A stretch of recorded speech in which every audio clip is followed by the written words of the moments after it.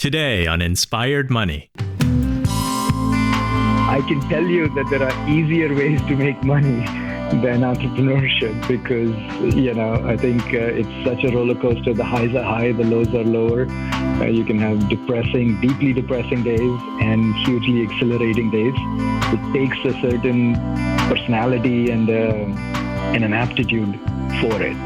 This is episode 172 with co-founder and CEO of Gupshup, Beerud Sheth.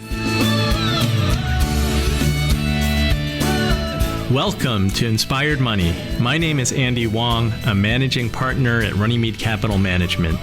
Each week, we bring you an interesting person to help you get inspired, shift your perspectives on money, and achieve incredible things. From making it to giving it away, Inspired Money means making a difference, creating something bigger than oneself, and maybe, just maybe, making the world a better place. Thank you for joining me. Hey, Inspired Moneymaker. Welcome back. If this is your first time listening, welcome. Today we're talking with Beerud Sheth, co-founder and CEO of Gupshup, the world's leading platform for cloud messaging and conversational experiences. It's used by over 30,000 developers and handles over 4.5 billion messages per month.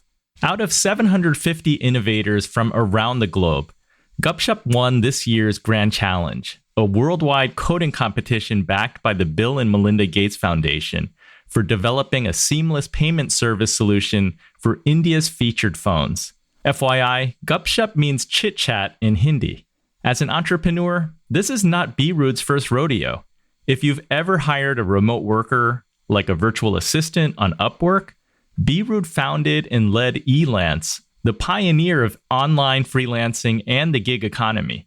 Elance later became Upwork, which went public in 2018.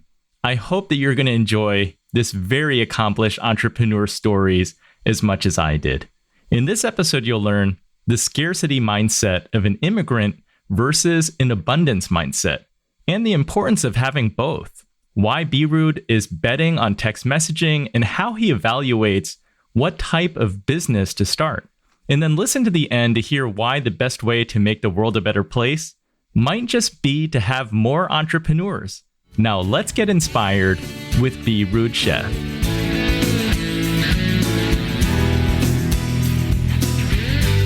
Beerud, welcome to Inspired Money. I'm so excited to have you on the show. Thanks, Andy. Thanks for having me. Let's jump right in. What's your earliest childhood memory of money? I'm going to answer that in two ways. Partly, so I grew up in Mumbai in an average sort of middle class family, and growing up, I didn't feel like we lacked for money or wealth in the sense that you're just surrounded by lots of love, family. I used to love reading and academics and so on. So I had everything I needed and enjoyed, and all the books I needed, all the things I could want to do and such.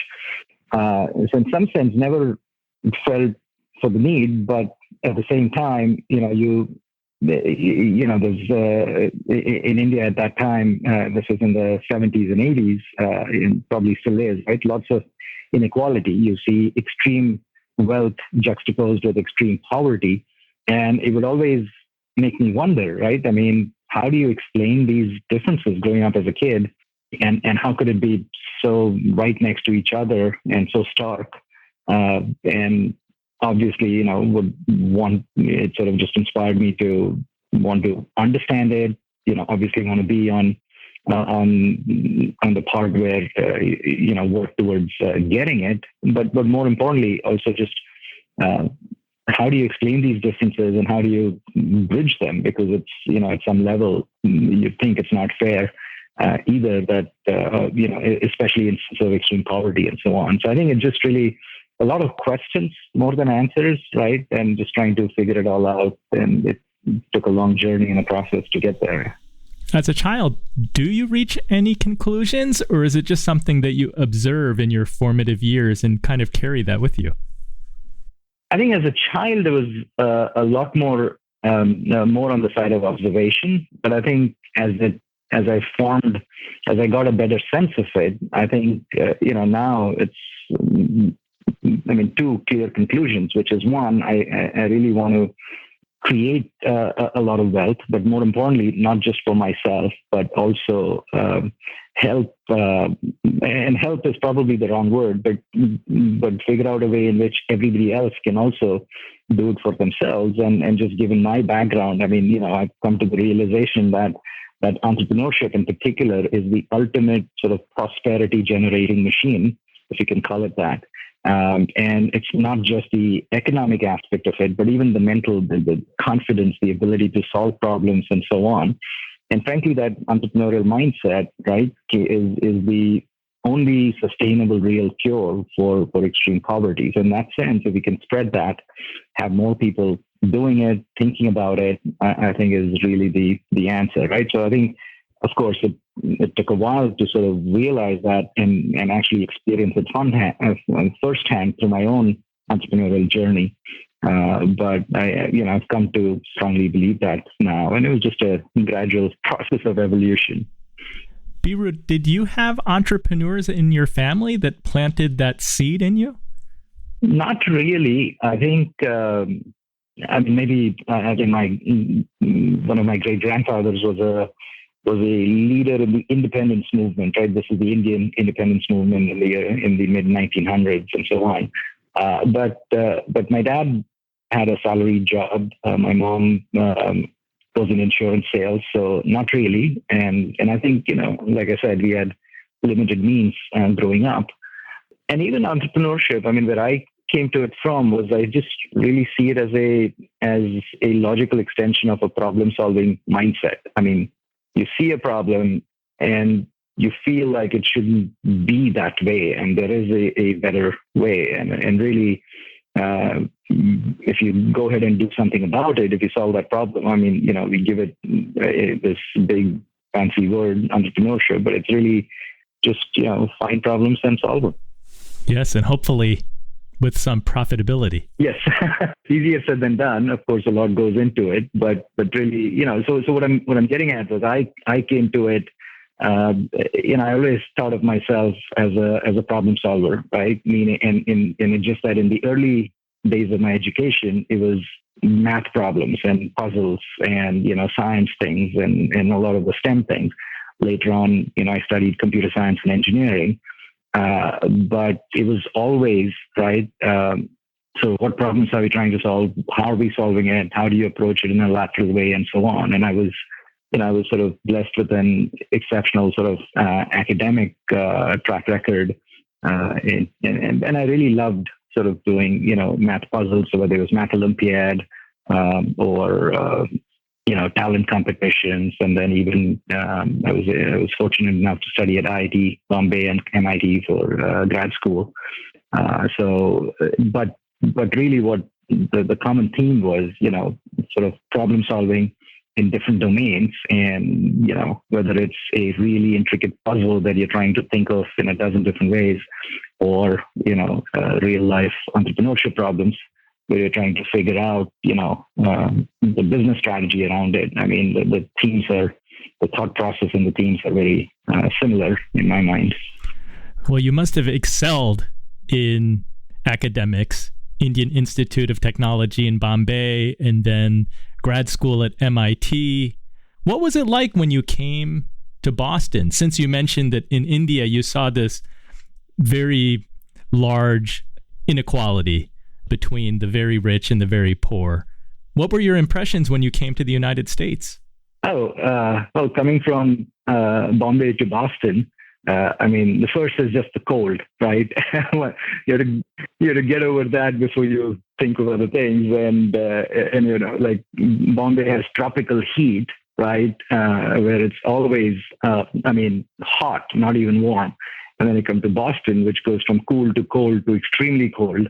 And very dark, for a long period of time. So anyway, leaving that aside from him, I think, coming to America, it just sort of blows your mind as an immigrant, right? First time. And I've lived here now, almost 30 years. So it's really hard for me to even go back to that mindset. But the prosperity, the wealth overall, right? And not just in like some urban areas, but it's so widespread. I mean, you look at small towns and villages all around, in the country, around the US. I mean, just abundance, right? You come from a place of scarcity and limited means and resources and not limited knowledge and awareness to America, where, the sky is the limit. I mean, everything's available, not just material, but also knowledge, information, access, smart people, and so on. So I think it was really, it makes that sort of difference even starker, right? Coming from India. Now, of course, globally, a lot has changed even in India, and the gap is shrinking as the rest of the world catches up. But it just sort of drove even greater motivation for me personally to understand, to figure out, where does all this wealth come from? Where do these differences come from? Why are some countries so far ahead of others? Why are some people so far ahead of others? And really understand what drives that, and then also more importantly, how can everybody get to a similar position? And, that's been a constant recurring theme in sort of my own journey. Do you think you arrived to the United States from India with a scarcity mindset? How has that evolved over time? Some has been cured, but not all of it. I mean, obviously, your formative years stick with you. So yeah, I think, growing up in India, there is a scarcity mindset. So, which means you don't waste stuff. You try to reuse, right? Growing up, we'd always be told, you have to, you take what you want and you finish it, finish your food, for example, from the plate. You don't leave anything behind. Don't waste it. There are other kids, poorer kids who have no food at all, or even clothes, right? You have very limited clothes. You use them extensively, way beyond normal wear and tear. You'd share books, right? Not everybody would have all the books. So, one kid in the class would have it, and then you wait until they go to sleep, and then you study late at night and you share things like that. And I think you just really end up with a far greater appreciation for the things that you have.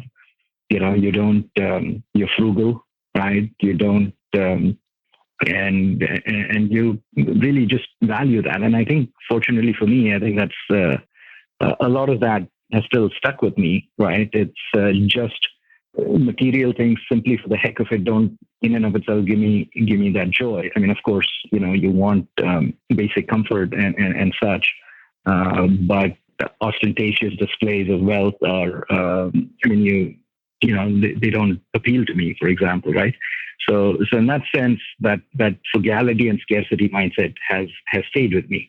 On the other hand, obviously, you realize that scarcity also reduces your ability, for example, to take long shot bets, right? Or make investments for the longer term, right? Having more books is, I would think, better than not having them. Investing in your own education, right? Spending for good schools and so on, right? Some of that becomes harder. Obviously, coming from India, I had to do it purely through merit, right? Paying for it was simply not an option.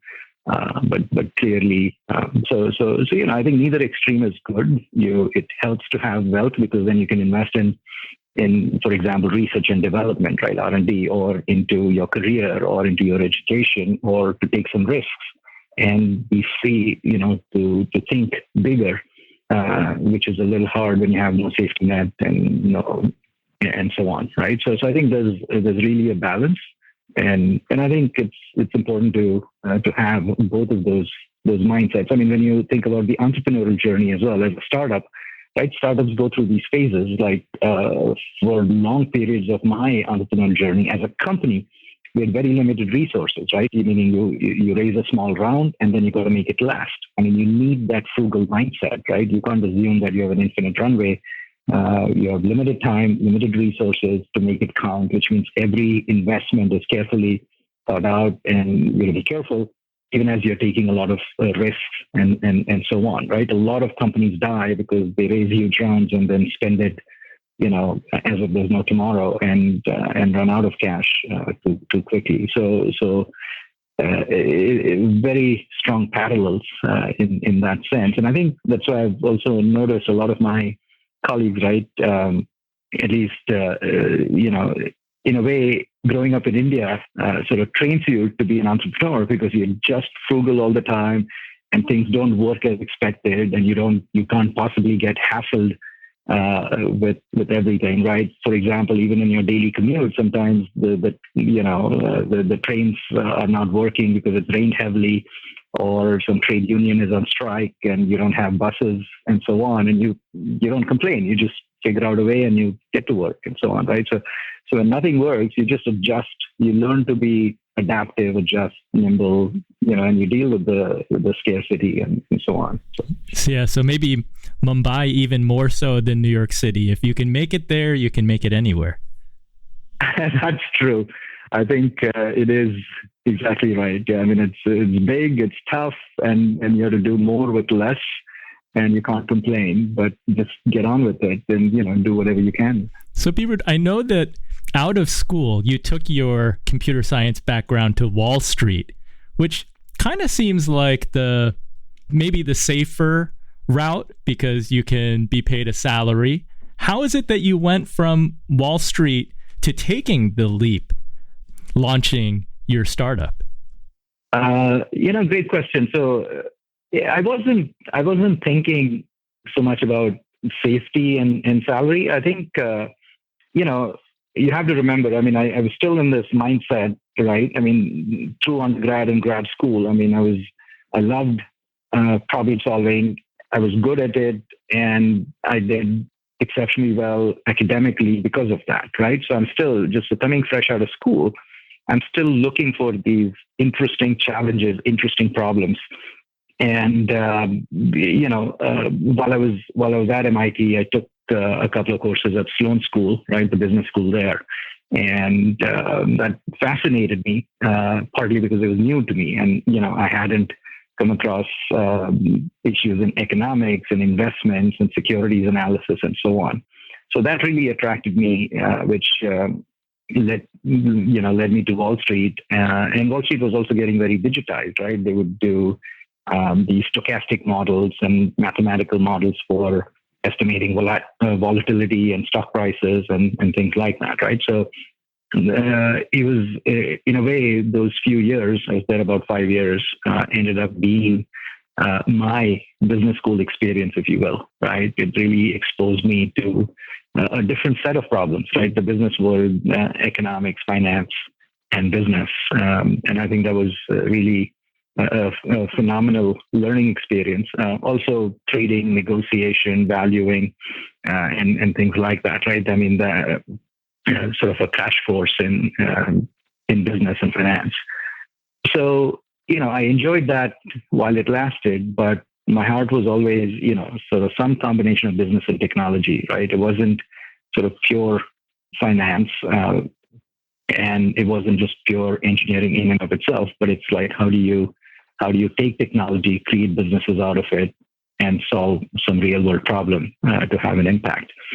While I was on Wall Street, there was also the internet was happening, or rather the business of internet, right? Netscape went public, Amazon, eBay, Yahoo, and others. That was all happening. And, that's when I sort of said, okay, I think if I stick longer on Wall Street, I'll get used to these salaries and lifestyle and so on. And anyway, that wasn't the draw for me, right? For me, it was really doing something interesting, and so it wasn't a hard switch, because that's really where my passion was.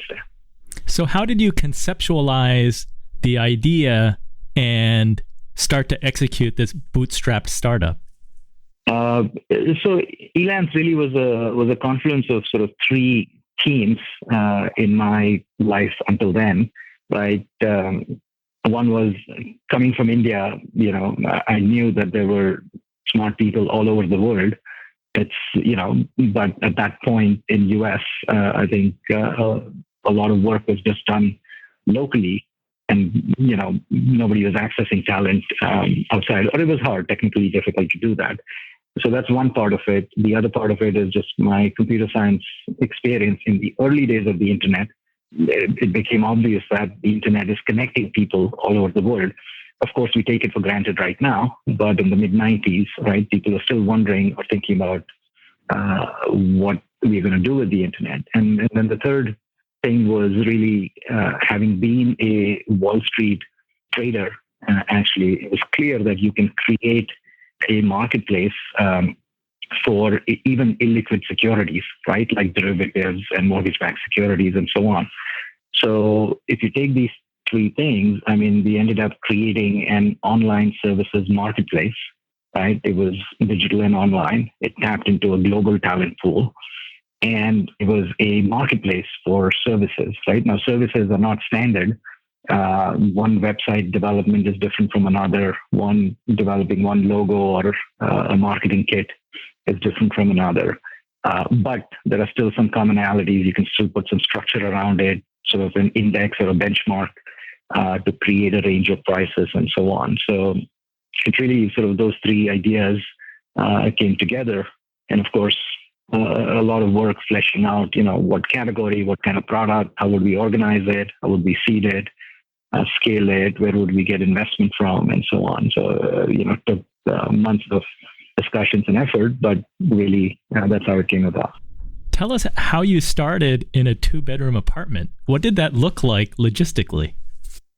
Oh, I like to think of it as New York's equivalent of a Silicon Valley garage, right? As you know, we were living on the Jersey City waterfront, right, which is right across the Hudson River from New York City. And one of my co-founders was also my classmate at IIT, was going to join us relocating from Los Angeles. So he needed an apartment and we needed an office.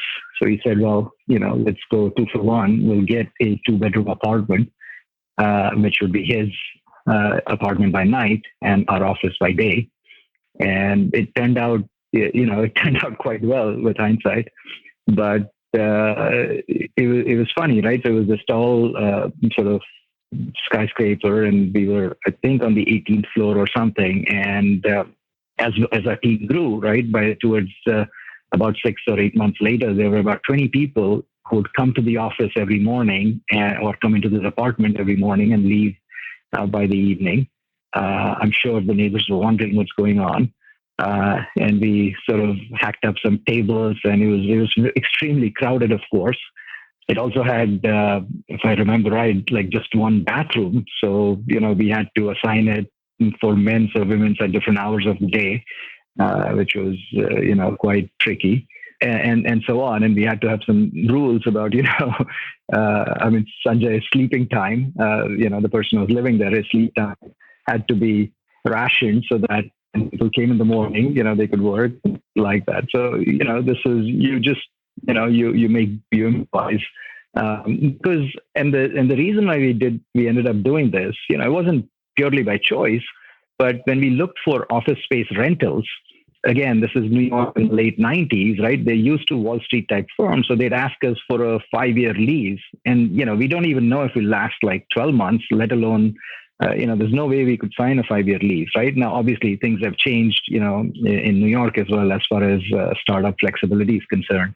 But it was really difficult to get office space in that sense. So we just improvised, and made up this apartment into our office. And in fact, the VCs who invested in us, right, Kleiner Perkins, they visited us and really actually liked sort of the improvisation and, what we made out of it, which was a surprise to us as well. Yeah. How long did it take before you started getting funding from the likes of Kleiner Perkins, Pequot Ventures, and NEA? So it was about a year, right? When we started, there were really just 3 of us, and we raised $1 million round from angels. Now, again, these were just from school friends and their referrals, right? So we started with about 4 or 5 friends, and each of them referred another 3 or 4 people each, and we ended up with $1 million. So that lasted us for a year. We hired about 20 people. And we're still in that 2-bed apartment. And then at that point, We had some advisors who took us, on Sand Hill Road, had a few meetings. And these were the boom years, if you remember, right? So it was very easy to get a funding round done quickly. We came here for a 2-week trip and went back with a couple of term sheets, closed on it, and then moved the company lock, stock, and barrel out to the West Coast. Yeah. And you've been out there ever since? Yes. Yeah. We've been here ever since through Elance, which is now called Upwork, as well as my second company, right? So I've been mostly in the Bay Area. There was a short stint back in India. I relocated back to India for about 5 years as my current business was growing. But yeah, in general, the Bay Area, Bay Area I've come to realize, feel at home, because it's an incredible place like no other, right? It's a fertile ground for startups, for innovation, for crazy ideas, for people who are always thinking differently, from first principles and so on. And just that, sort of that shared experiences that help, and the constant knowledge transfer that happens all the time, the support for risk taking, for maximizing value, for creating, for enabling entrepreneurship. And, it's no longer unique. There are many other parts of the world that are becoming, entrepreneurial hubs and so on. But, certainly Silicon Valley is still special. And I think it just feels great. Beerud, you opened our conversation by saying that entrepreneurship, it is an extraordinary way to create wealth. There is an aspect to Elance and what would later become Upwork.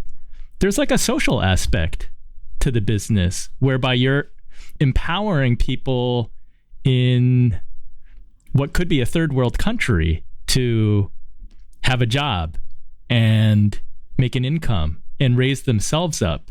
What are your views on like a business?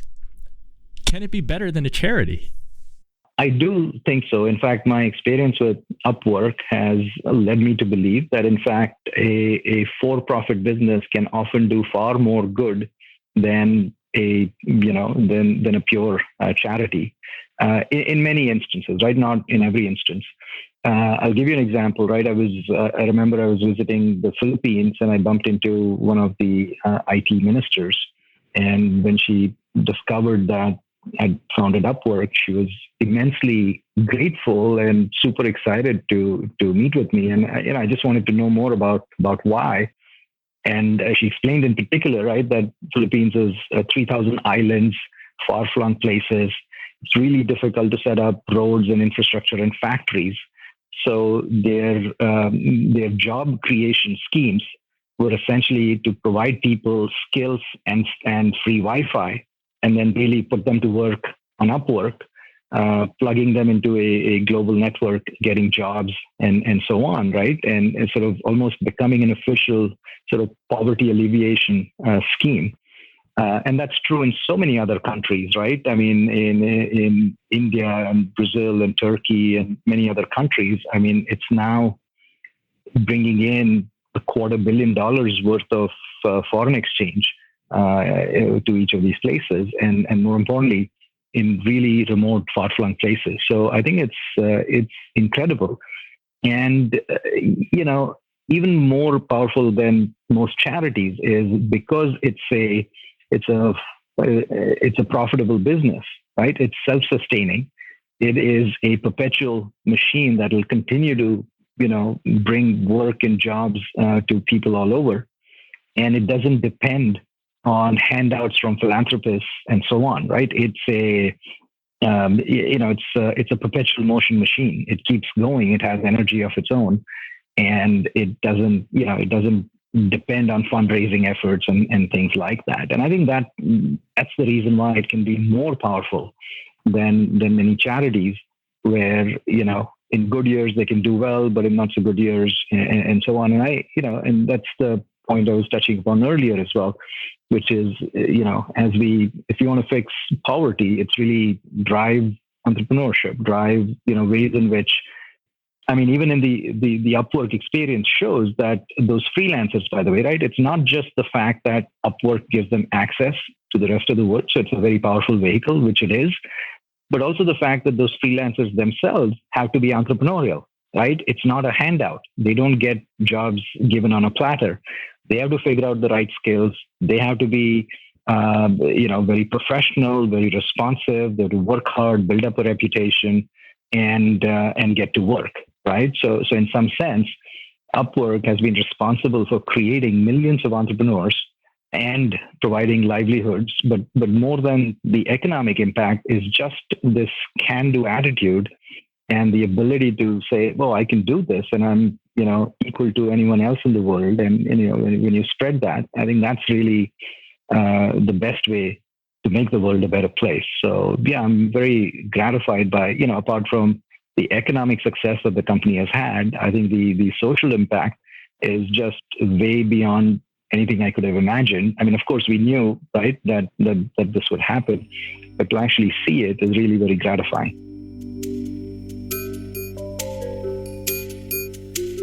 Coming up, why you'll likely engage with brands through text messaging in the future, AI chatbots, and why Beerud thinks more entrepreneurs can make the world a better place. All that and more right after this short break.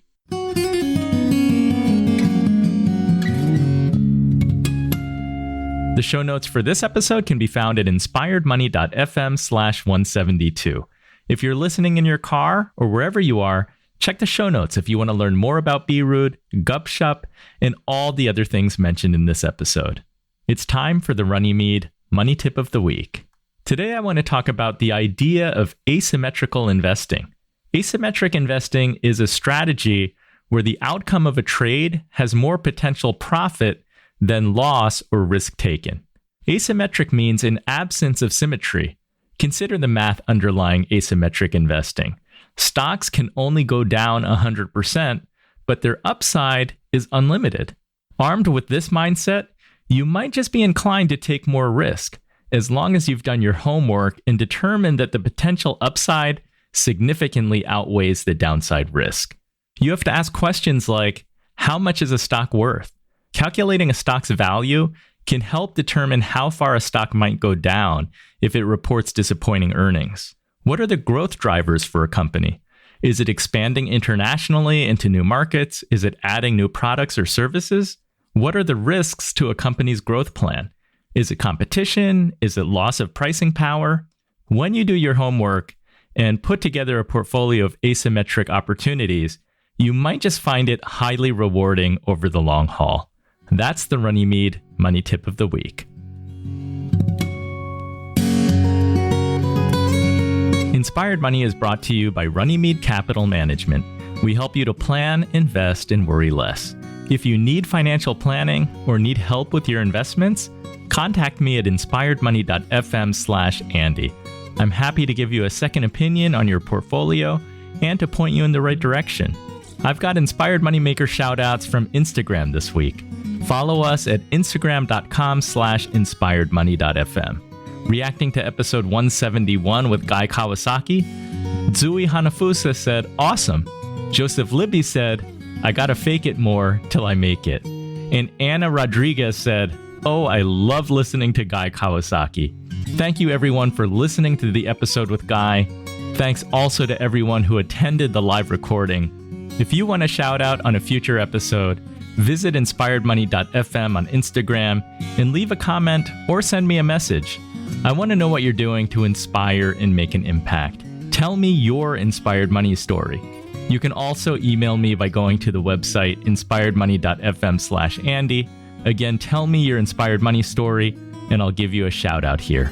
You're listening to Inspired Money. I'm Andy Wong. Yeah, so Upwork was a 20-year overnight success story. I know that the company had to survive through some tough periods. That was the internet bubble and then the financial crisis in 2008. How did it feel ringing the bell when Upwork went public? Very exciting. I mean, what a long journey it was. In some ways, it was just a couple of miles away, right? Like I said, we started in this 2-bed apartment in Jersey City. came out to the West Coast, and then, going back to New York to ring this bell. And the other was, we had, back in 1998, we were drawing up these plans, and it was, huge on ambition, but obviously short on resources.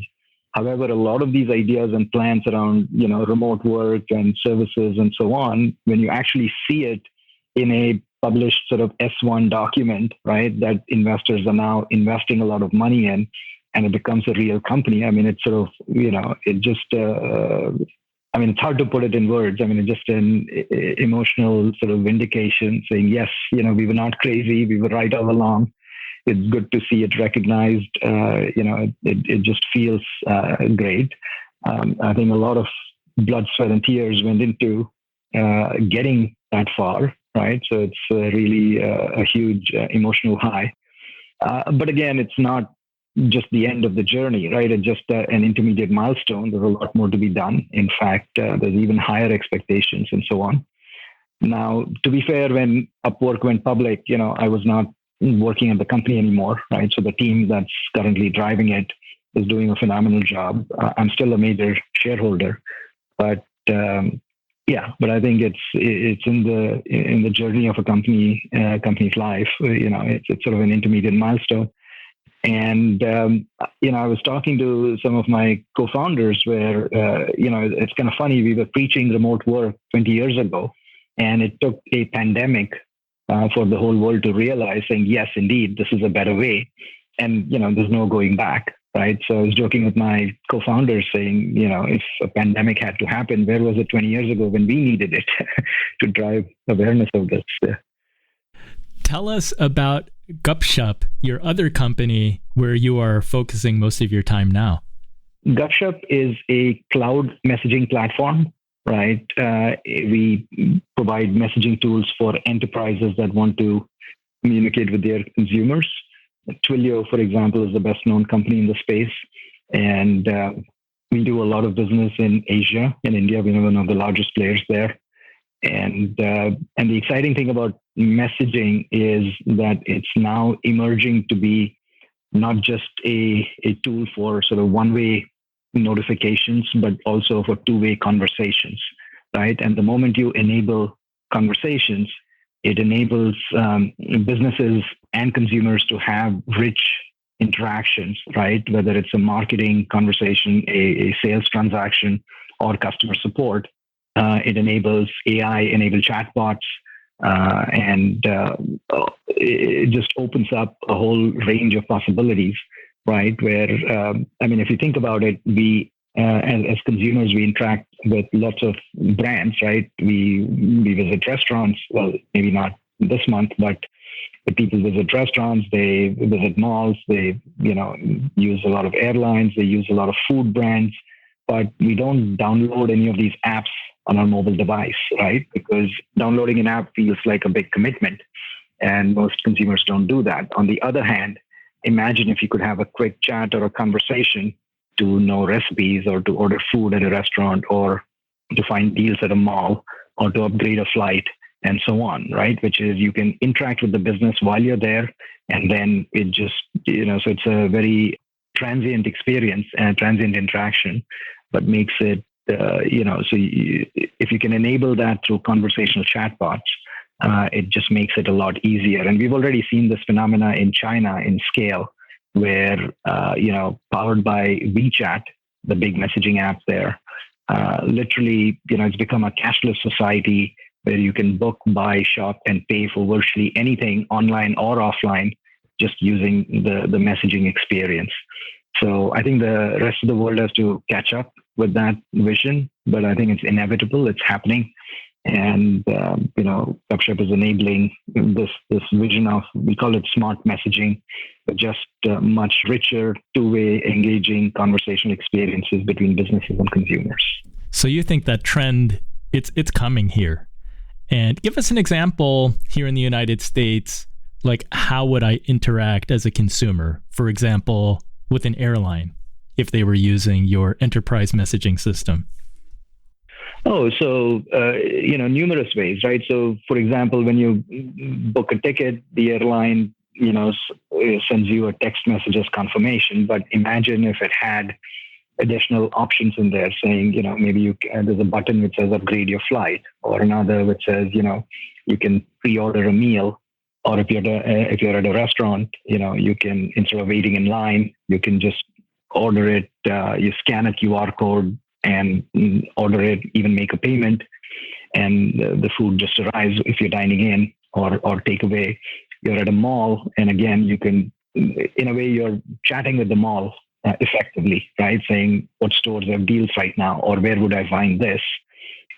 So the moment it's conversational, you can get to what you're looking for very quickly instead of, either having to wait in line or to browse around or look for it and so on. It sort of comes to you, right? The analogy I like is in traditional methods like websites and apps, humans behave like computers, right? Where you're to scan through screens and tabs and buttons. But in a conversational experience, computers behave like humans. It answers your question, right? So I'm looking for this, where do I find it? Or if you could be in a big box store, looking around for things, and instead it just sort of directly tells you. It's as if you have an assistant available to you on 24/7, and it's sort of all-knowing, all-knowledgeable about everything. So, it could even be, let's say, billboards, right? You could have a QR code on a billboard that you just scan and now get the deal or the offer that the billboard is advertising, right? So it really, every customer touch point, can be transformed through these conversation experiences. And like I said, right, you're not going to download an app for a coupon or a deal or an offer or a restaurant, but these are all things that we do want to do. Just one more, if I may add, is at the grocery store, you see lots of food brands. You can scan any one of those and figure out the ingredients, figure out recipes, figure out other things that go well with it, and so on, right? So it always, in the moment, we often need additional information, and just by making it, ubiquitous and universally available, it just makes it very useful and interesting for consumers. And an app is not required because you're building it upon an existing chat platform? Exactly, right? So the chat app itself becomes like the browser, right? So it's the only app that you need, and then you're just chatting with an entity, right? And that entity might today, for example, you use text messaging or Facebook Messenger or WhatsApp. You use it to chat with your friends and family.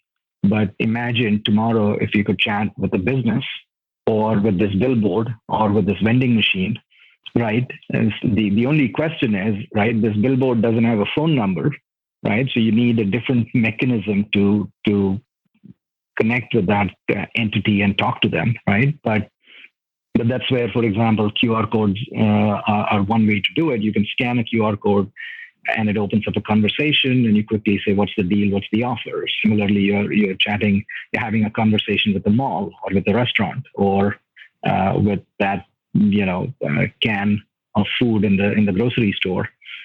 Essentially, this metaphor, this conversational metaphor, once you extend it to not just, extend it beyond humans to business entities and products and billboards and vending machines and just about anything, then through that conversation, you can control it, you can access it, query it, and so on. You could even be at, let's say, at a tourist location, and you can have a conversation with, I don't know, the Niagara Falls, which gives you the history of the falls and, local restaurants and things you can buy and so on and so forth, right? Maybe like a tour guide on the spot, right? So it's really giving you, there's this idea of conversations between a consumer and a business, right? If you just take that and take it to its extreme, it makes it a much richer experience. No download needed, works in your existing messaging app. It's just that you're having conversations with different entities now. Yeah, it sounds very powerful. I think from the consumer standpoint, they would never know what Gupshup is necessarily, because it's powering the functionality in the background. To the consumer, it's just improving their experience. They can interact with a brand or a company or their airline. I guess it applies to small business too, if you're going to a yoga studio or something. That's exactly right? So we are an invisible platform that just enables all of this in conversation between businesses and consumers. But you said something important, which is small businesses, right? So in the traditional app ecosystem, the larger businesses and the larger app developers, have succeeded in getting lots of users. But it's really the long tail, the small businesses, mom and pop businesses that, it doesn't make sense for them to build an app, to promote an app, to get users to download it, etc. Right? And that's the reason why, because app development is expensive, app marketing is expensive, and consumers only have like a few dozen apps on their device. They're not going to download thousands of apps, right? I mean, it's just not normal consumer behavior. So therefore, right, when the smartphone came about, the vision was your smartphone is a remote control that allows you to interact with the whole world, right? You press a button and a taxi arrives. You press another button, your food arrives, and so on. But and that worked, right? It worked for, let's say, an Uber or a DoorDash or a few other sort of top businesses. Doesn't quite work as well for small businesses, right? How do I interact with this corner grocery store or this vending machine right here, and so on. So by the whole conversational messaging idea opens up the interaction between mobile devices and small businesses in particular. It levels the playing field, so to speak, because it gets beyond this app download requirement and opens up the whole world and makes it more accessible. So I think it can really drive this offline small business experience. Yeah. You're always trying to decide what business you're going to be in. And I think that you're also an investor, so you're also looking for investment opportunities. What are some of the metrics that you look for trying to decide, like, what makes an attractive investment for you or an attractive business for you to be in? It's something to some extent that I have a personal need for or can relate, because that at least there's some personal validation. But in addition to that, you have to see that it's representative, meaning lots of other people would need it as well. It has, in general, you want to work on big ideas rather than small ones, because either way, it's really hard to get any business implemented. So at least if you succeed, you might as well have a shot at a big one, right? So Elance or Upwork was all about, enabling freelancing worldwide. And it was very clear that, literally anyone in the world could work remotely, as we are now realizing. And just a huge opportunity. It was really just how to enable it. I think even with messaging, is just one of those foundational elements that, as we've known, I mean, on mobile devices, messaging is sort of the primary, is sort of the most heavily used app on mobile devices. So again, right, I think it's just a truly representative, wide-reaching sort of problem that if we can solve it, can have really huge impact. I think it's a little different when you're investing, right? Because startups invariably, have to pivot through, ideas evolve, and you don't exactly know, right? So it's as much a bet on the team and the entrepreneurs as it is on the space or the opportunity, right? Because that opportunity is going to evolve, and you have to trust the founder and the entrepreneur to drive that. So in that respect, it's a little different. You have to see if the founder has the one part of it is competence, right? If they have the expertise, the experience to do what they're trying to do. But the emotional aspect of it is perhaps even more important, right? Are they gritty? Will they stick with it? Are they mentally flexible and able to adjust and adapt and work around issues, right? Can they be even keeled about it, right? Because you're going to have ups and downs, and it's a roller coaster ride, and so on. So I think it's, that part invariably is a gut feel. Yeah, it's a combination of the idea and the team that you really have to look at. And how do you mitigate risk? That's a great question. I think almost every startup, right, at least tech startups in general, you're trying to solve an unsolved problem. You're in uncharted territory. So anybody that knows what you need to build and how to build it is just generally lying. It's not possible because nobody's ever done it before, right? So really, a lot of this startup business, the business of entrepreneurship, is all about mitigating risk at every step of the way, right? Because it's inherently risky, simply because no one has done it. The analogy is like the analogy I like is you're sort of blindfolded. It's completely dark, and you got to climb a mountain. You can't see anything, right? So you got to feel your way, which means maybe you take one step to the right, one step to the left, see which one is rising, which one is sloping down, and maybe move more in the direction of where it's rising, right? But sometimes it may reach you to a local peak rather than sort of the eventual summit. So then you have to be more careful. So that simple thing doesn't work. But maybe then you hire 10 other people and you ask each of them to go in a slightly different direction, and then pick the best of those 10 options, right? So in that scenario, right, so how do you mitigate risk? Well, a lot of it is A/B testing. You try A, B, and C, but you don't put all your eggs in one basket, right? You sort of diversify a little bit. It's a little bit like sort of portfolio investment as well, right? So there's some element of diversification, but when you do find you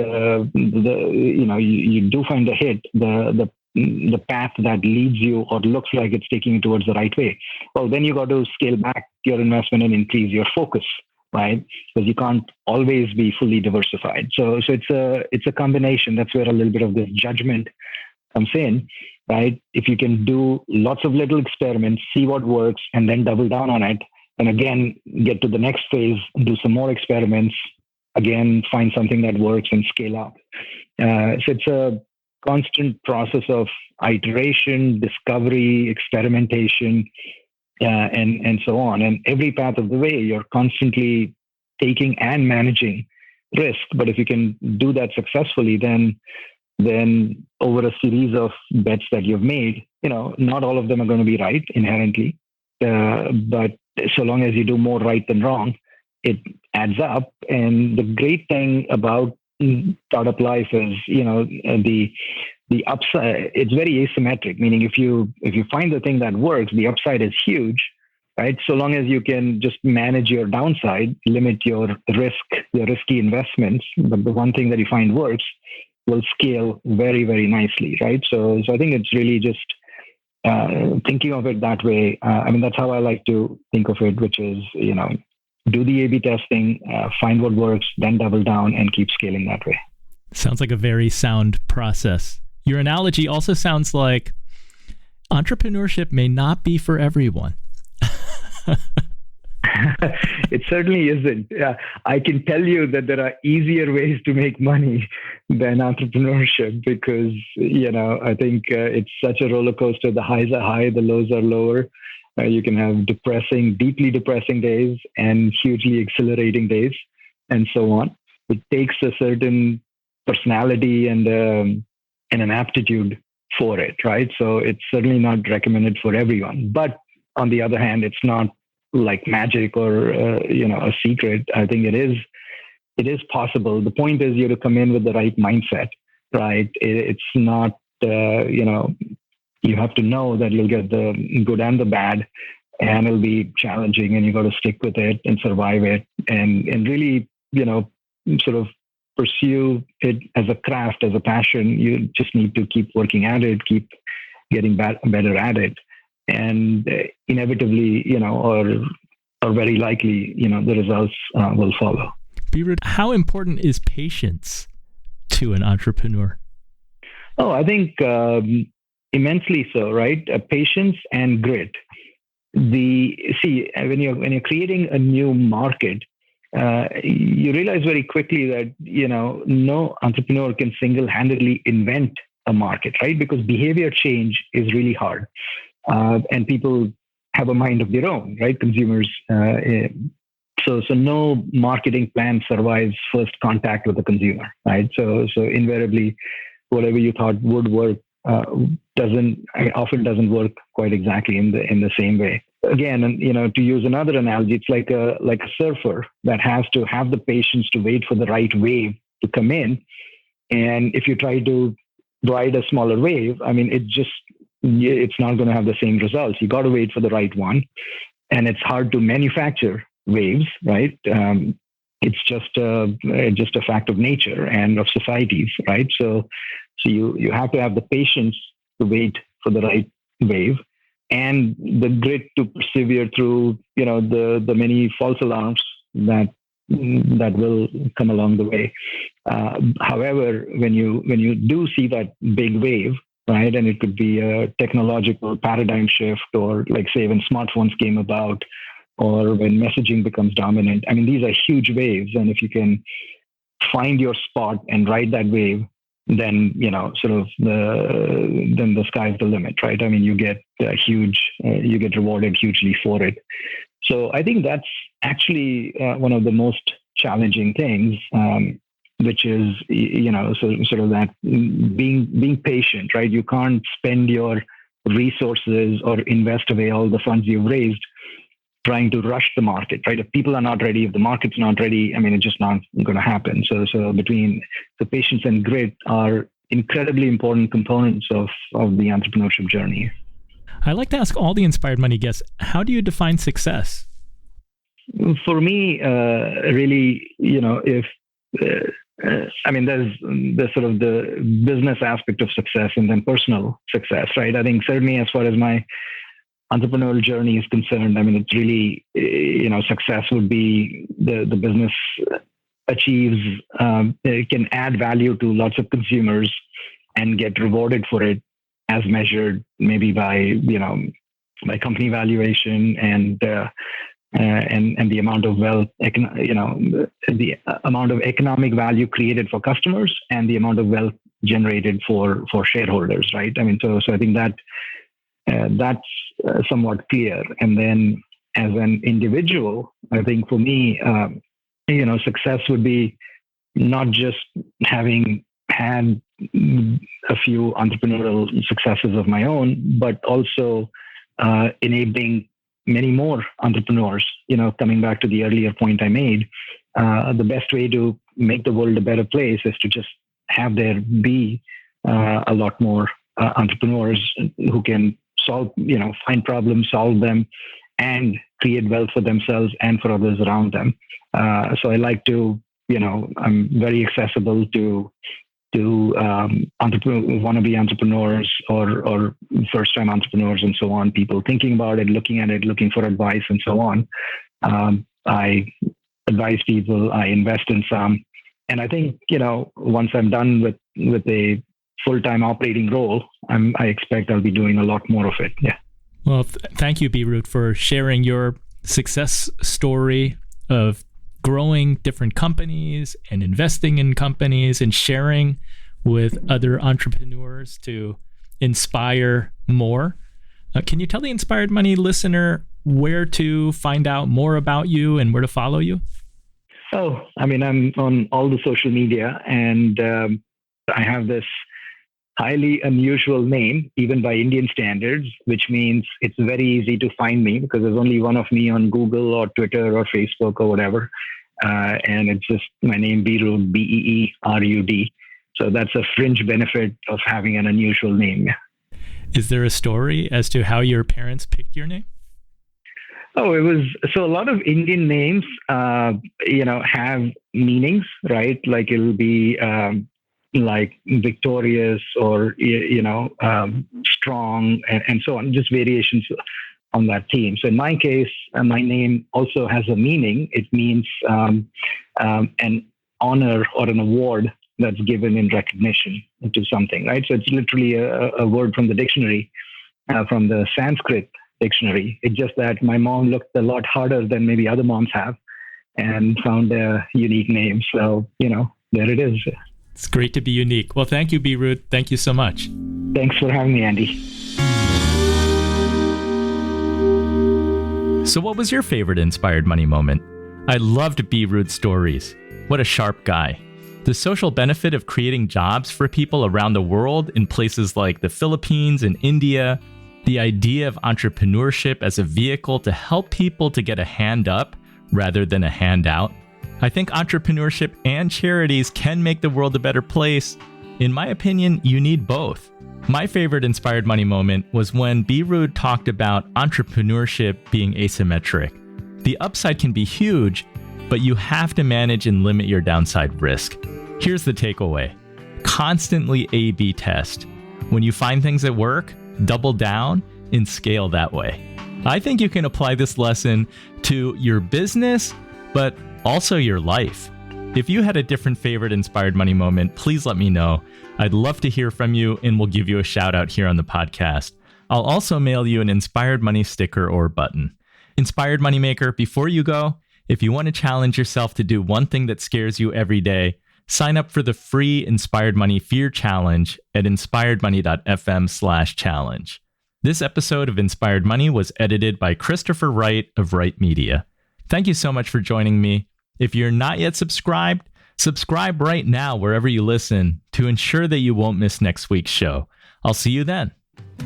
The music you're listening to right now and all other music on today's show is by the amazing Jim Kimo West.